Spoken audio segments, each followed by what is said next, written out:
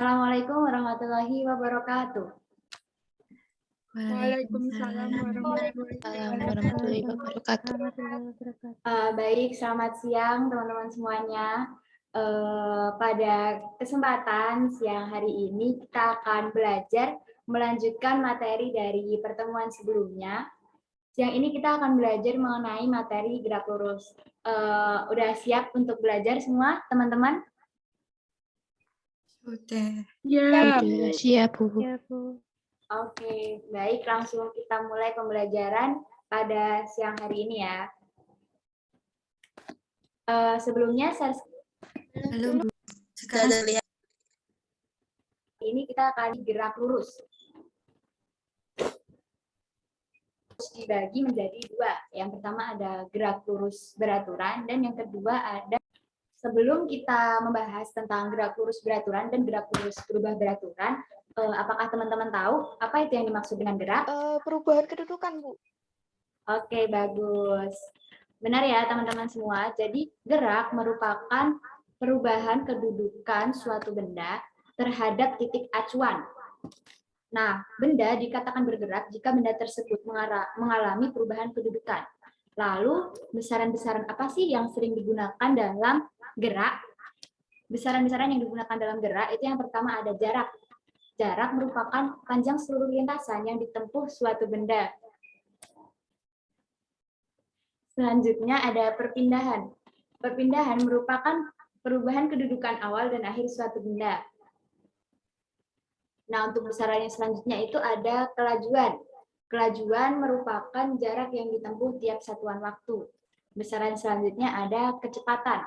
Kecepatan yaitu perpindahan persatuan waktu. Dan besaran yang selanjutnya ada percepatan. Percepatan yaitu perubahan kecepatan terhadap waktu. Oke, teman-teman bisa simak video. Ada video sebuah mobil yang berjalan pada jalan lurus dengan kecepatan tetap. Ingat ya teman-teman, di sini kecepatannya tetap. Nah, menurut teman-teman, ini merupakan contoh dari gerak lurus beraturan apa gerak lurus berubah beraturan? Apa yo? gerak lurus beraturan, Bu. Oke, benar. Bagus buat Raisana Dwiana, jawabannya benar ya teman-teman. Jadi, contoh video tersebut merupakan contoh gerak lurus beraturan atau yang biasa dikenal dengan GLB. Gerak lurus beraturan atau GLB merupakan gerak benda yang lintasannya lurus dengan kecepatan tetap. Artinya, kecepatan benda tersebut dari awal hingga akhir pengamatan selalu tetap dan percepatannya adalah 0. Jadi, seperti video sebelumnya, terdapat video mobil yang melintasi jalur lurus dan kecepatannya tetap atau konstan. Maka contoh mobil pada video sebelumnya merupakan contoh dari gerak lurus beraturan atau GLB. Nah, besarnya kecepatan dapat dituliskan dengan persamaan V sama dengan S per T. Dengan V adalah kecepatan dengan satuannya meter per sekon, S adalah perpindahan dengan satuannya meter, dan T adalah waktu dengan satuan sekon. Ini rumusnya diingat-ingat ya teman-teman. Ini merupakan rumus dari kecepatan. Oke, selanjutnya ini ada contoh gerak lurus beraturan. Contohnya seperti salah satunya video yang tadi telah ditayangkan, itu ada mobil yang melaju dalam kecepatan tetap. Contohnya mobil yang melaju dengan kecepatan tetap di jalan tol. Selanjutnya, contoh yang kedua ada kereta yang melaju dalam kecepatan tetap. Dan yang contoh selanjutnya ada gerak bulan yang mengitari bumi. Jadi contoh-contoh tersebut merupakan contoh dari gerak lurus beraturan, suatu benda yang bergerak dengan kecepatan tetap atau konstan, dan percepatannya bernilai 0. Oke, ada video lagi nih teman-teman. Kita simak lagi ya videonya. Termasuk gerak lurus beraturan atau gerak lurus berubah beraturan. Kemarin Dayu jalanannya, karena pemandangan di kiri dan kanan jalan, terdapat pengguna harus berhati-hati karena jalannya berliku-liku. Itu yang kita butuhkan bertambah. Begitu kecil mengalami Oke, dari video yang udah ditayangkan nih termasuk gerak lurus berubah beraturan atau gerak lurus beraturan. Ada yang bisa menjawab? GLBB, Bu. Oke, benar sekali ya. Gerak lurus berjalan yang berliku-liku, maka jalur yang dilalui. Maka dalam GLBB ketika jalan dibuat berliku, kita masuk ke materi gerak lurus berubah beraturan atau yang biasa disebut dengan GLBB. Nah, GLBB merupakan gerak benda yang lintasannya lurus dengan kecepatan berubah terhadap waktu dan percepatan tetap. Artinya, kecepatan benda tersebut berubah, namun percepatannya konstan. Untuk besarannya dapat dituliskan VT sama dengan V0 plus A dikali T. Kemudian ada S sama dengan V0 dikali T ditambah setengah AT kuadrat. Selanjutnya ada VT kuadrat sama dengan V0 kuadrat plus 2 kali A kali S. Dengan VT sama dengan kecepatan akhir dengan satuan meter per sekon, V0 adalah kecepatan awal dengan satuan meter per sekon, A adalah percepatan dengan satuan meter per sekon kuadrat, T sama dengan waktu dengan satuan second, dan S adalah perpindahan dengan satuan meter. Oke, ini rumusnya bisa dicatat ya teman-teman. Nah, ini contoh dari GLBB. Ada yang bisa menyebutkan contoh dari GLBB?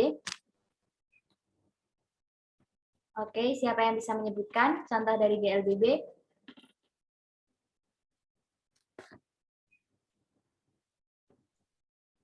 Dari saya, Bu. Oh iya, Sania. Ayo. Dari saya ada pesawat lepas landas. Oke, pesawat lepas landas. Dari teman-teman yang lain, ada nggak nih contoh yang lain dari GLBB? Oke, langsung kita lihat aja ya contoh dari GLBB. Yang pertama ada pesawat lepas landas. Benar ya jawabannya Sania. Contoh selanjutnya ada berkendara di jalan menurun. Contoh selanjutnya ada orang yang melakukan terjun payung. Jadi gambar-gambar tersebut merupakan contoh dari gerak lurus berubah beraturan. Nah, GLBB atau gerak lurus berubah beraturan ini dibagi menjadi dua, yaitu ada GLBB horizontal dan juga vertikal. Untuk GLBB horizontal itu ada yang dipercepat dan ada juga yang diperlambat. Untuk GLBB vertikal itu ada gerak jatuh bebas, gerak vertikal ke atas, dan juga gerak vertikal ke bawah. Kita masuk ke contoh soal.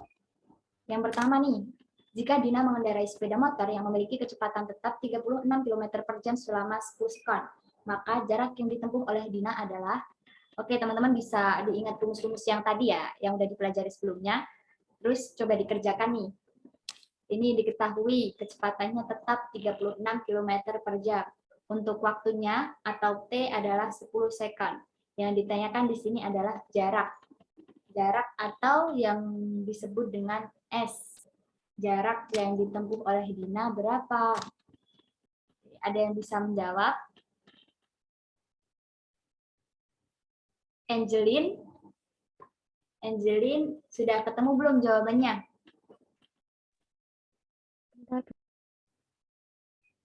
Ya, berapa Angeline?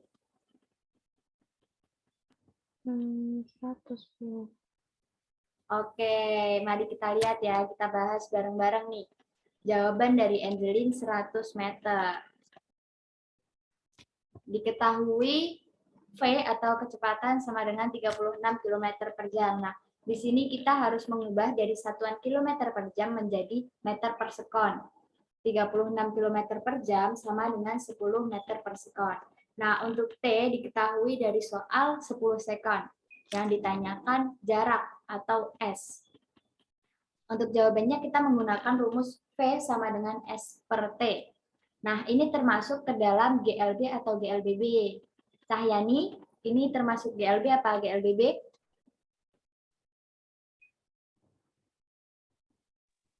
GLB, Bu.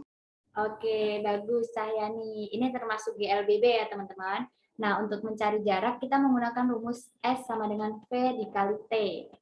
Jadi 10 meter per sekon dikalikan 10 sekon. Jawabannya adalah 100 meter. Oke, jawaban dari Angeli betul ya. Oke, kita lanjut contoh soal yang kedua. Sebuah mobil mulai bergerak dari keadaan diam dengan percepatan tetap 4 meter per sekon kuadrat. Kecepatan mobil tersebut setelah bergerak selama 18 sekon adalah, oke langsung kita kerjain bareng-bareng aja ya teman-teman. di sini diketahui mobil mulai bergerak dari keadaan diam, berarti V0 atau kecepatan awal dari mobil tersebut adalah 0.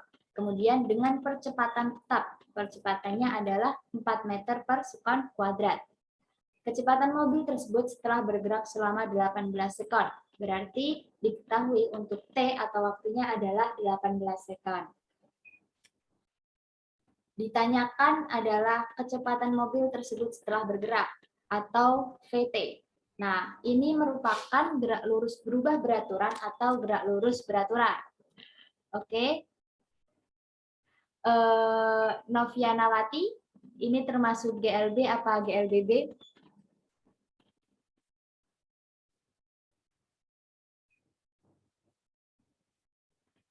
Oke, mungkin Sania tahu GLB atau GLBB?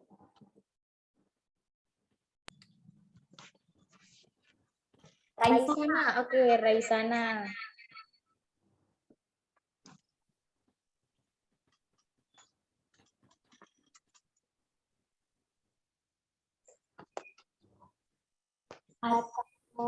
BB, Bu. Oke, betul sekali. Jadi contoh soal ini merupakan contoh GLBB ya.